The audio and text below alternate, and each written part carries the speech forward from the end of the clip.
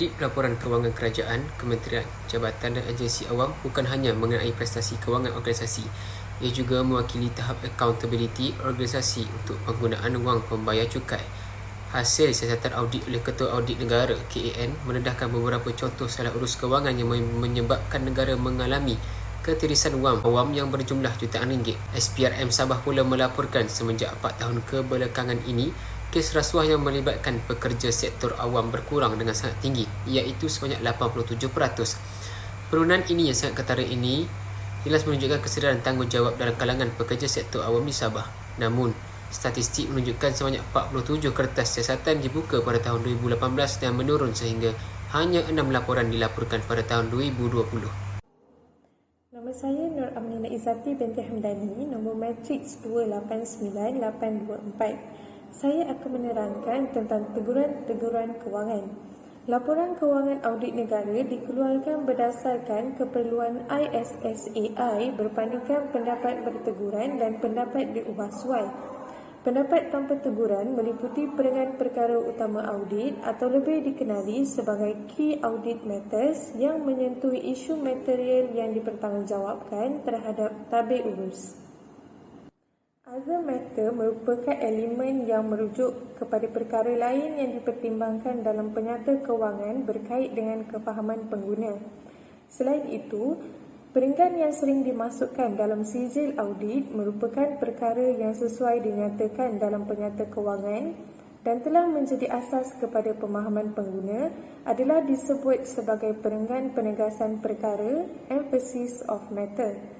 Di dalam pendapat diubah suai, elemen pendapat berteguran merupakan perkara salah nyata dalam penyata kewangan oleh juru audit yang berkemungkinan boleh menjadi material atau pervasif. Dapatan kajian menunjukkan pendapat tanpa teguran tertinggi ditunjukkan pada tahun 2014 dan 2015 sebanyak 41 teguran, manakala pendapat berteguran paling tinggi adalah sebanyak 15 teguran pada tahun 2019. Berdasarkan laporan yang dikaji, terdapat 3 jenis pensijilan penyata kewangan iaitu sijil tanpa teguran, sijil berteguran dan sijil penafian. Nama saya Nur Aisyahira bernama matrik 285200 dan saya akan menyatakan berkaitan penerapan Indeks Accountability Negeri Sabah sepanjang tahun 2002 sehingga tahun 2020. Pada tahun 2002 sehingga tahun 2004, prestasi pengurusan kewangan, kawalan bajet, kawalan terimaan serta kawalan perbelanjaan menunjukkan tahap memuaskan.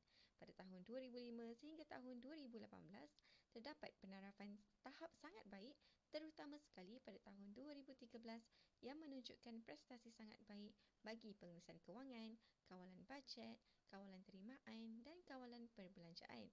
Pada tahun berikutnya iaitu pada tahun 2018 sehingga tahun 2020, tahap prestasi bagi keempat-empat prestasi pengurusan kewangan hanya di tahap baik. Seterusnya, saya akan menyatakan beberapa syur audit Ketua Audit Negara terhadap negeri Sabah sepanjang tahun 2002 sehingga tahun 2020. Syur audit merupakan saranan pihak audit kepada kerajaan negeri dalam memperbaiki dan meningkatkan keberkesanan kawalan dalaman, pengurusan risiko dan hal-hal berkaitan amalan tadbir urus melalui aktiviti audit yang dijalankan. Antara syur audit yang diberikan kepada kerajaan negeri Sabah adalah mengenakan tindakan surcharge atau tata tertib terhadap pegawai dan penyelia yang tidak melaksanakan tanggungjawab yang diamanahkan. Selain itu, menambah baik prestasi kewangan dengan mengadakan mekanisme yang memberangsangkan untuk mengutip tunggakan hasil dan bayaran balik pinjaman daripada agensi negeri. Seterusnya, kerajaan negeri Sabah perlu meneruskan amalan perbelanjaan yang berhemat di samping mengekalkan mutu perkhidmatan yang baik dan sumbangan kepada rakyat. Di samping itu, kerajaan negeri Sabah harus meningkatkan sumber hasil bagi menambah baik prestasi kewangan serta berusaha mengutip tunggakan hasil supaya prestasi kewangan negeri sentiasa positif. Graf di atas menunjukkan pada tahun 2014 dan 2015 bagi kedudukan pendapat audit tanpa teguran mencatatkan bilangan yang paling tinggi iaitu sebanyak 41 pendapat. Pendapat tanpa teguran pada tahun 2016 pula mencatatkan jumlah yang kedua tertinggi iaitu sebanyak 38 pendapat diikuti dengan 31 pendapat pada tahun 2017. Penurunan sebanyak 9 pendapat berlaku pada tahun 2018 iaitu mencatatkan jumlah sebanyak 22 pendapat sahaja. Tahun berikutnya juga berlaku penurunan iaitu mencatatkan jumlah sebanyak 21 dan pada tahun 2023 pendapat tanpa teguran adalah sebanyak 23 pendapat. Graf berikut mencatatkan berlaku jumlah yang sama pada tahun 2022 dan 2023 bagi CJ tanpa teguran itu sebanyak 10 dan pada tahun 2004 tiada sebarang rekod yang dicatatkan. Sebanyak 11 CJ tanpa teguran dicatatkan pada tahun 2005 dan meningkat kepada 15 pada tahun berikutnya. Tahun 2007 berlaku peningkatan sebanyak 16 CJ. CJ tanpa teguran juga mencatatkan jumlah sebanyak 38 pada tahun 2008, berlaku penurunan pada tahun berikutnya iaitu sebanyak 22 CJ dan pada tahun 2010 berlaku peningkatan sebanyak 33 CJ tanpa teguran. Tahun 2011 merekodkan jumlah CJ sebanyak 19 dan telah meningkat kepada 35 CJ pada tahun 2012. Penurunan sebanyak 17 telah berlaku pada tahun 2013 dan telah meningkat kepada 42 pada tahun yang berikutnya. Tiada rekod yang dicatatkan pada tahun 2016 bagi CJ tanpa teguran. Pada tahun 2017 jumlah adalah sebanyak 1 CJ. Peningkatan yang mendadak juga berlaku pada tahun berikutnya iaitu sebanyak 15 CJ dan meningkat kepada 51 pada tahun 2019. Sebanyak 5 CJ telah dicatatkan pada tahun 2022 menunjukkan berlakunya penurunan.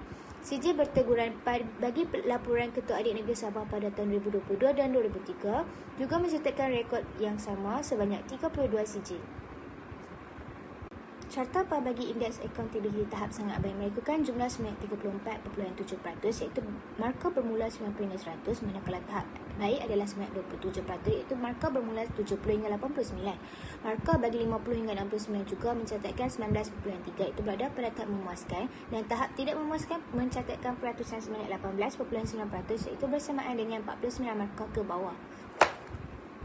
Markah prestasi bagi prestasi pengurusan kewangan, kawalan bajet, kawalan penerimaan dan kawalan perbelanjaan pada tahun 2022, 2023 dan 2024 dan 2026 merekodkan jumlah yang sama iaitu di antara 50 hingga 69. Manakala 2007, 2008 dan 2010 juga merekodkan jumlah yang sama iaitu sebanyak 70 hingga 89 bagi kesemua markah prestasi. Bagi tahun 2009 markah bagi pengurusan kewangan dan kawalan perbelanjaan adalah 50 hingga 69, manakala markah bagi kawalan bajet dan kawalan penerimaan adalah 70 hingga 89 markah.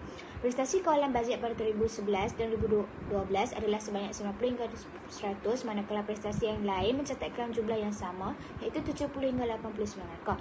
Pada tahun 2013 jumlah markah adalah 90 hingga 100 dan menunjukkan markah yang sama bagi setiap markah prestasi tersebut.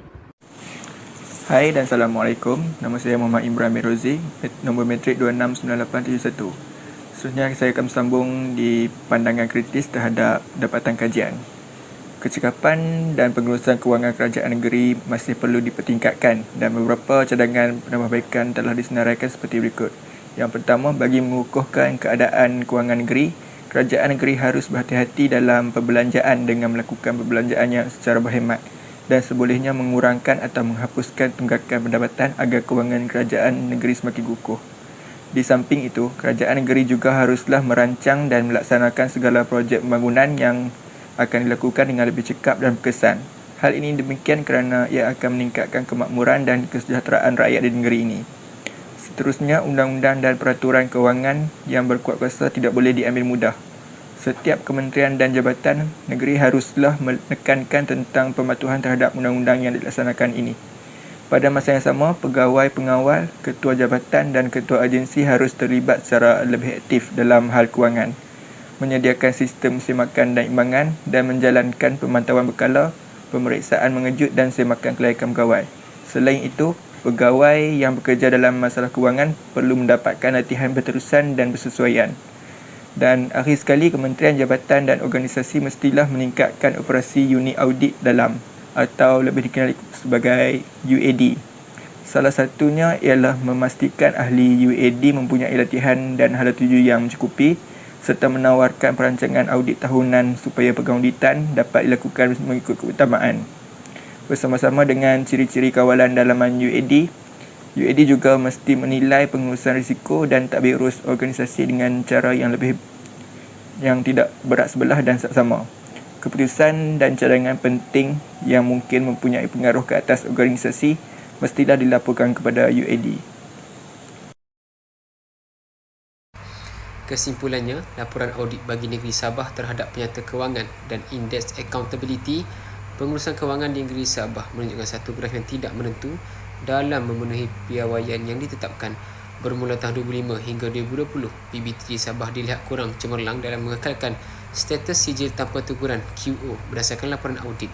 Status ini secara tidak langsung dapat memperlihatkan tahap profesionalisme dan kecekapan dalam kaki tangan PBT dalam pengurusan kewangan.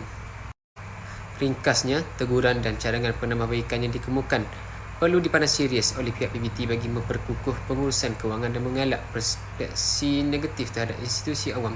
Peranan jabatan kuasa yang terlibat dalam program-program pengauditan dan accountability juga dilihat dapat memperkasa tahap accountability awam terutama terhadap pihak PBT. Tahap accountability yang baik dalam tadbir urus mampu meningkatkan keberkesanan dan kecekapan dalam pengurusan kewangan.